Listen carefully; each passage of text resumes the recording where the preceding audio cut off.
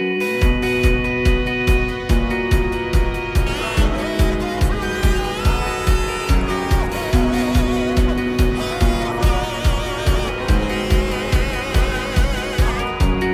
you for coming. We're grateful for all of you to be here, and we're grateful for your support of this inaugural Total Force Plus conference. Over the next 2 days, all the various sectors are going to come together. You're going to have great conversations about recruitment, retention, readiness, and any of the other challenges that we face out there. And working together and collaborating together is going to make a difference. Now, whether you're here to speak, to listen, or just connect, your presence absolutely matters to us. We value you being here, and you are in the right place for sure. We are advancing solutions together for our military and veteran communities.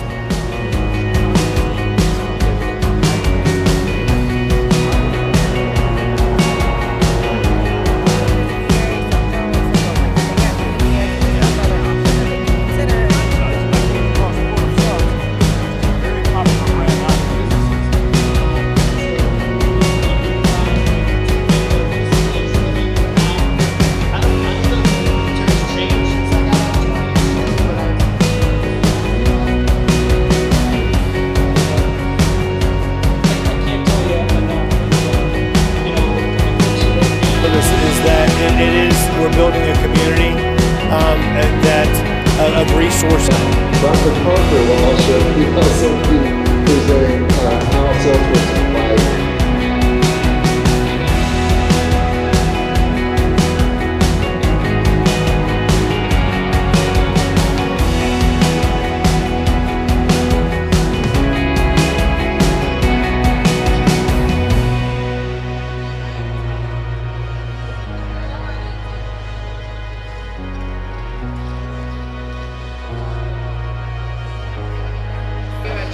Better than yours, extra spicy challenge.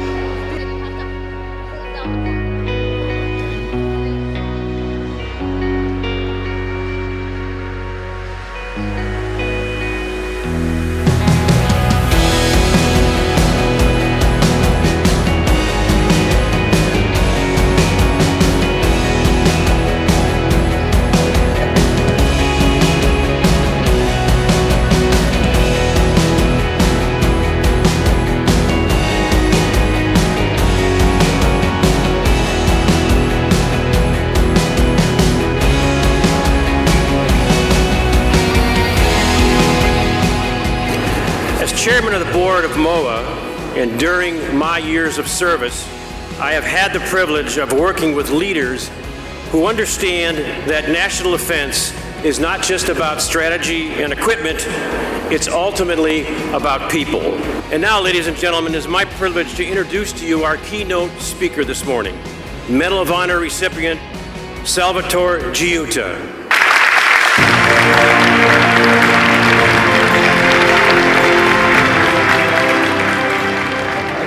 Day in my life where this idea changed, and it changed immediately. It was September 11th, 2001. I was sitting in chemistry class, and it was early in the morning in Iowa, and like I said, I'm not that smart, and so early in the morning chemistry class is where all the smart kids go, and chemistry was kind of, sometimes you got into teams, and so it's good to be on a good team, and you get on a good team when you go with the smart kids, and so that's why I was in chemistry early in the morning, because I was going to get myself on a good team. And we were sitting there, and someone came to the door, and they said, hey, a plane just flew into a building in New York. It's on TV. I'd never been to New York. I don't know anyone in New York. I'd been to 5 states in my life, and it was the state of Iowa or a state that touched the state of Iowa. And I went to a good school. We usually didn't turn on the television in the middle of class, but this day the teacher said we could. And we turned on the television, and this plane hit this building. And in my mind, before it came on, it was this small plane in this big building in this terrible accident. And then as we watched, it became apparent that it wasn't a small plane, it was a big plane. And then you start hearing reports of other planes, and it became very apparent that it wasn't an accident. It was intentional. And it wasn't an attack like Pearl Harbor on our camouflage-wearing, gun-toting military. It wasn't a strategic target. It was on our way of life. It was on our citizens. It was on our people. It was against us personally. And I was blown away because those people didn't do anything wrong. They were living their life. They were going to work. They were trying to be successful. And their lives got changed forever. I went on down and I saw the Army recruiter, and he said something to me that I wasn't prepared to hear. I knew they were going to sell me on something. I just didn't leave with the shirt. Keep your eye on the prize. Whatever they say, don't leave without the shirt. Don't fall for it, Sal. Don't fall for it. Don't fall for it. And I went in. And the first thing the recruiter said, he said, check this out, dude. You're an 18-year-old, able-bodied American male. If you want to make a tangible difference in the country that has given you absolutely everything, join the United States Army. Like, whoa, that's serious. You should keep on telling, you almost got me there. You're like, I came for the t-shirt, but that was good. You almost had me. You keep on saying that, you're going to get tons of folks, but I came for the shirt. But thank you. I joined for very naive reasons. I did not join for the idea of service. I came in and I talked to him for the t-shirt. And then I got challenged and I was told that maybe I couldn't do it. Then I proved to him that I was going to do it. And the fact that they had a job perfect for me, apparently, it was like waiting for me, I knew that I was going to do something special. You're only as strong as the team you bring to the fight. He said this to me the very first day that I met him. He said, check this out, dude. I'm going to work you longer than everyone else, and it's not because I dislike you. I'm going to work you harder than everyone else, and it's not because I want to hurt you. The fact is, I want you to be better than everyone else, and I don't think you can do that for yourself, so I'm going to show you. He didn't say, I'm going to tell you. He said, I'm going to show you. That's what leaders do. They don't say, hey, go do this. They say, follow me. You don't have to be in the trenches, bleeding and sweating and starving to be on the team. You just have to be useful to someone else to get the job done. War is ugly. It's disgusting. It's terrible. It's mean. It's aggressive. And it's awkwardly filled with so much love. Right? That is where I felt love. That's where I felt compassion. That's where I understood the pain of my fellow man. We have to continue to press improvement daily. Not weekly, not monthly, daily. It's interesting because in life we become it's easy to become complacent anywhere. But in life, if you're in the same seat as you were yesterday, that's a good seat. This is a great spot. The waters are cold, the seats are soft, the air conditioning's on. It's beautiful. Why would I want anything different? But in business, we drive business, right? That's what they say, we drive business. You're always adapting, you're always changing, you're always evolving. And if you're in the same spot you were yesterday, you're falling behind because everyone else is getting better. That's interesting when you say business. It's very interesting when we're talking about combat. Because those that don't adapt, those that don't evolve, will not be successful. And the consequences of you not being successful is never you. It's what happens to those around you. If you can't carry your stuff, someone has to carry your stuff for you, right? The weight doesn't go away. It has to be displaced in another manner. And that means someone else is carrying more because you're carrying less. And then he told me that stop loss means that if you're supposed to get out of the military, they're going to deem you key and essential and you stay. And I'm like, wow, that's weird. That's probably not me, though, because I'm supposed to get out, right? And he's like, no, dude, it's you. Like, you're going to Afghanistan with us for 15 months. The ability to have leadership that has your back, right? It's difficult to go into the fight, but you don't see the big picture. Sometimes they say, hey, go here, and you're like, it's 2 grid squares away. Yeah, it's 2 grid squares up, dude. Like, you're looking at a map, I'm looking at a mountain. But when you get leaders that understand what they're asking you, it empowers you because you know you have the assets available. On the 4th of July, 2017, I couldn't wear the medal anymore. I couldn't do it. I couldn't put it on my neck. I didn't want to talk about it anymore. I was done. I was quitting. And I was standing in Vicenza, Italy, looking at 2,000 combat-hardened airborne paratroopers that were continued to raise their hand and continue to go in harm's way for me. And I said, check this out, guys. I took it off. I can't wear this in front of you because you earn it. It is earned every day through your actions. And I don't. I sit in soft chairs and drink cold drinks. And I gave it to the commander. I said, that's all I know what to do. I didn't know protocol. I'm not very good at protocol still, but I didn't know protocol. And all I knew is I didn't want it around my neck anymore. And I gave it to the commander. And it's funny, when the government wants to be efficient, they are wildly efficient. Because that took about 3 hours, and my phone rang, and it was an FBI agent, and I know him, and he's like, "Hey, Sal, tell me you didn't do what I just heard you just did." And I'm like, "I'm not admitting to anything. Tell me what you heard." He said, "You gave the medal away." I'm like, "Right, I did. Totally true." He's like, "You can't do that." I'm like, "I didn't ask." He goes, "Yeah, but you can't do that. You get it back." I'm like, "No, I'm not going to. You didn't ask me if I wanted it, and you didn't care if when I told you I didn't want it, and so therefore I gave it away." And he goes, "Okay, we'll send you another one." I'm like, "No, dude, that's not how that works. I didn't give it away to get another one." He goes, "It's what it represents, Sal." And I told him, I was like, "Hey, Pablo, I just need time. And I can't find myself." Like, it's tough to grow when you're constantly looking in the rearview mirror, because what you're seeing is what's behind you, and you stop focusing on what's in front of you, which means you stop progressing. Opportunities are what keeps us going. If you didn't have any idea of wanting a better tomorrow, why would you even get out of bed? But if tomorrow holds endless opportunities, which I guarantee you it holds for all of us, anything's possible. The only thing that I have found that quiets that piece of my mind of regret from not doing something is to be in service of others. It brings me joy. It actually gives me energy to be of service, to make use of my energy for someone else. The military was an awesome organization that allowed me to do that every day, because they made us do things I didn't want to do, and I'm like, this is obviously service. But the police officers, the firefighters, the school teachers, it's not camouflage and guns. I said it before, it's care and compassion.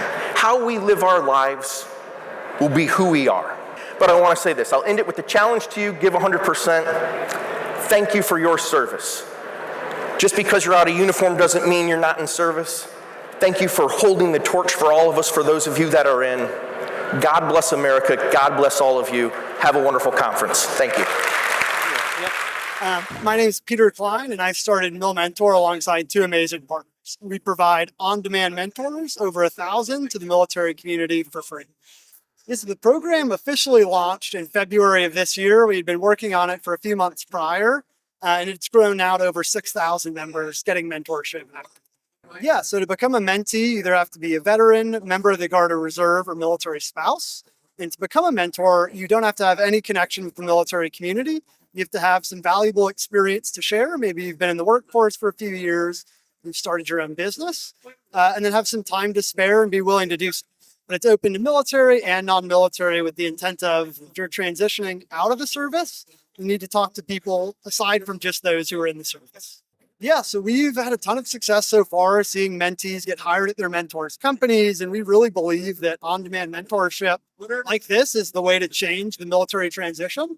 And so we want to get more plugged in with the transition and make doing this career discovery, this network building, and this getting of industry-specific advice mandatory as part of TAP. But before then, just reaching 10,000 people before the year ends. Sign up as a mentor or mentee today. It is truly the career secret weapon, we think. I've run a nonprofit in this space for 6 years. I've never seen something make an impact like just talking to people in the job you want to work in. It is extraordinary. And mentees are getting hired. So that's the ultimate. They can go to milmentor.com. That's milmentor.com and sign up. So today I wanted to talk about how with AI, the nature of job is changing. So a lot of technical skills are getting redundant. A lot of human skills are becoming more and more important. And with all this shift, what it means is that the job roles are getting more and more democratized. They are getting more accessible for everyone. So I wanted to present this as an opportunity for the veteran community on how they can look at the different spectrum of roles that exist in the ecosystem and how they can plan for different career paths moving forward. Right. So I had three things basically. The first is the importance of skills is rising in the world, right? As how companies look at it, how the world looks at it. So having a good sense of what your current skills are and how you can transfer that into the civilian ecosystem is going to be critical. Secondly, a lot of roles that we always felt were very hard to get into because, hey, I never learned coding 10 years ago. Now everyone's talking about AI, so I don't even know coding. How do I even do AI? It's not a difficult transition because now that coding layer is getting shrunk. It's shrinking down. But AI is helping shrink that down. So you can go from zero to AI without having to code a lot, right? You can use AI for your benefit. So a lot of these jobs are becoming accessible because of that transformation. And then finally, a lot of noise around there's going to be job role cuts, AI is going to replace jobs. We are not seeing strong evidence of that yet. Right? Companies are doing some layoffs here and there, but this is not the primary reason. So, but we are on the other hand seeing job roles become more accessible, more attainable, and we are seeing new roles created. So that's always a good sign. I think when we talk about layoffs because of AI, you'll notice that it's never the same set of roles that get impacted, right? Um, so companies are experimenting. There have been cases where companies laid off people in a given location, but then they realized they needed those people, so they hired in a low-cost location. So all of that is happening too. But eventually, where I'm coming from is if you look at the history of mankind and how we have tackled different transformations, we've always come back strong, right? So even when manufacturing got automated, we created better jobs that added more impact, that added more human value. So even with AI, that's what we are going to do. So you're saying it's not the end of the world, it's just evolution. It's an evolution, exactly. Yes. But AI it's a major represents an evolution because evolution of this the time kind. the capabilities are huge. It's a major evolution, is what I would say. Revolution or evolution, in your opinion? Is the AI an evolution or a revolution, in your opinion? I'd say it's a revolution. It's Why? much deeper. Um, because very few things impact every aspect of what we see, what we do, what we experience. Right? Internet was one of those, for instance. Uh, right? It changed how we do. AI has that capability. So that's where I would say it is much bigger, much deeper. Awesome. Now, last question. So, the best way for service members to prepare for the AI future is to. Say general awareness in terms of what's happening, right? Be more informed for what's happening to different opportunities, right? What are the AI skills that are becoming relevant? So, like I said, right, there are no specific tools that you can learn to become an AI expert because there are like hundreds, thousands of tools that exist. What's relevant is you understand data biases, you understand AI biases, right? Understanding that base that makes you AI ready is important. So cloud data and that curiosity is what's going to set you. Great. The key things that I'd like everyone to know about AI Ready Veteran is that it covers all aspect of the transition, the military aspect of it, the financial aspect of it, the mental health aspect of it, the education. There's tools to help our family members. It's free to families as well. We didn't forget about them, and that's the biggest thing about it is that there's suites of tools to handle every situation you could possibly be dealing with when you're transitioning out. Absolutely. Well, the reason why we chose OpenAI's ChatGPT is that the testing of the other models. It seemed to be the most consistent, and because it's more of a general, it covers more different scenarios where a lot of them today are getting more specialized, and so they're not as good as the different things. So ChatGPT, OpenAI's, it seems to be the most versatile, and so that's the reason why we've been using it. And to use our platform is basically like a car. And so it needs an engine to drop into the car. And so that's what the ChatGPT is the engine that powers our platform. So, a user of your service has to have a ChatGPT account, right? Yes, when we instruct them when they first sign up. There's some tutorial lessons on if they don't know how to sign up, create a free ChatGPT account. There's no cost to them. They can create a free account. Our platform works on a free account, but to really get the most out of it, the most that you would be spending is upgrading to the $20 a month subscription, which kind of gives you, it doesn't limit you on your interaction, which is the, but there's everything on the platform is free to our military and their families. We're constantly looking we've partnered with OpenAI. We're always looking out for new ways to improve our platform, adding new features as far as the job search, and all of the different aspects that we're offering. We're always looking for improvements on how to make it better. So as the technology evolves, our platform will evolve with it. How do people find out more about your platform or how to use it? All you have to do is go to aireadyveteran.org. On the homepage of the platform, there's a login or sign up. All they have to do is click on that. It'll take them to a veteran verification form. Once it's just some simple information, and then it'll help them create their own account. And then they access the account from that point on using their email and their password, and they'll have access 24 hours a day.